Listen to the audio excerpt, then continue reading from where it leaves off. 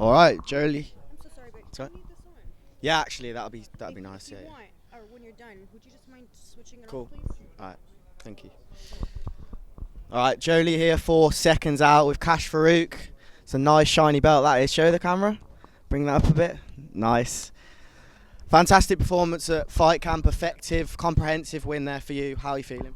Yeah, I'm over the moon. I mean, I got the win, and that was it. Box to plan, game plan what my trainer said, and it was hard because we couldn't get any footage of this boy, and I think we only seen about 15, 16 seconds of two of his fights, and that was it. So we don't know what we were up against, and obviously his record suggested in box like it didn't be any big day. So it's just one of the ones you don't know what you're up against, and he was a decent fighter.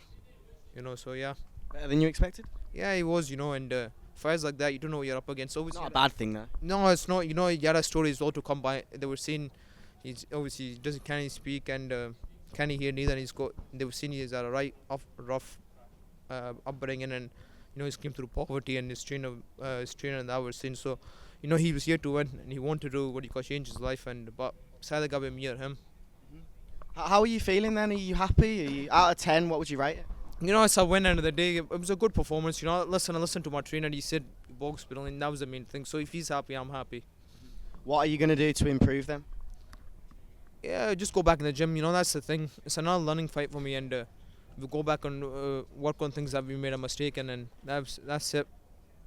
Many fights in the pipeline for you.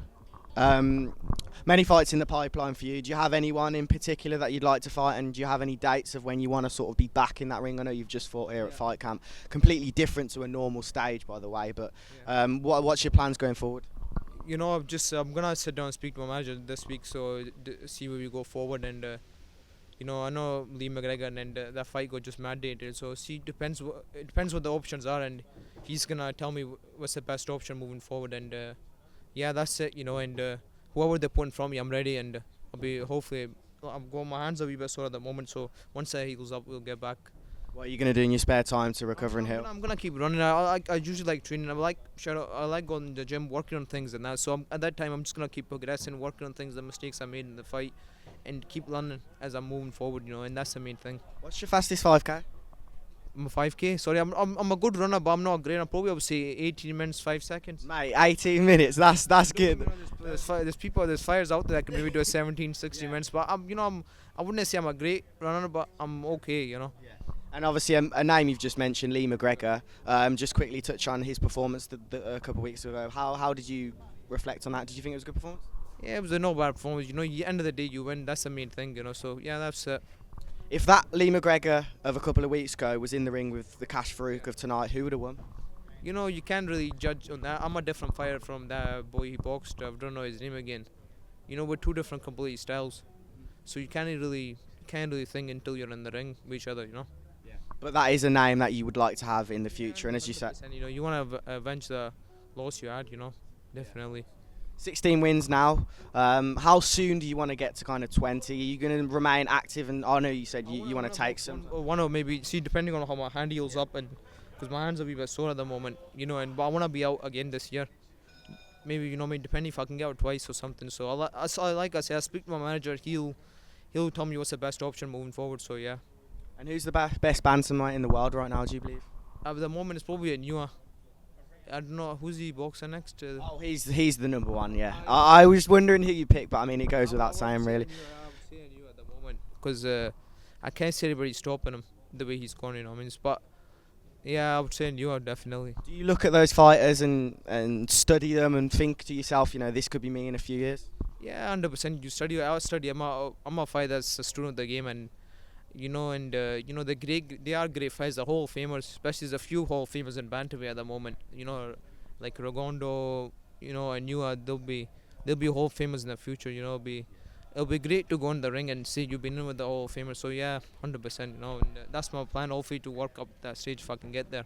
And you just mentioned you're a student of the game. I presume, September the 4th in Headingley, you're going to be watching those cards. Obviously, everyone watches Joshua, but all of the Matchroom cards, even the Frank Warren cards, you're just watching boxing non-stop and just trying to improve. Yeah, 100%. I still watch the black and white tapes. I know the fighters back in the day. Honestly, I do. All-time favourite fighter?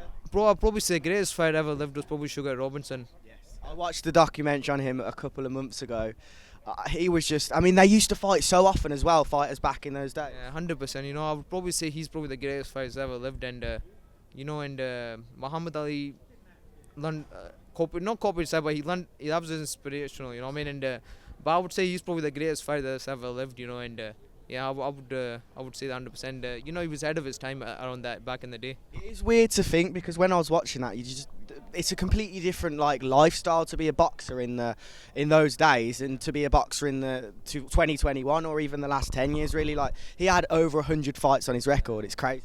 Of course, obviously things were different back then. Obviously, Yeah. they were Less money and everything. yeah, less obviously, but they were small gloves. They go weight on the day. You know, things were different. Obviously, nowadays you get strength condition dietitians. Back then they never had that. I think the men were much tougher back then, and the things are we were 15 rounds. So there's a lot of things that are different from then to now. Yeah, there's a lot of like 1% that people work on now as opposed to back in the day. You just kind of there'd be less of the, as you said, less of the strength and conditioning or whatever it is. It was mainly just boxers boxing, if that makes sense. Yeah, 100%. You know, obviously fighters didn't. I don't know what the fighters how they made weight back in the day, and but majority of them there was less weights back then than there are now. You know, what I mean, they weren't like welterweights, they weren't like middleweights.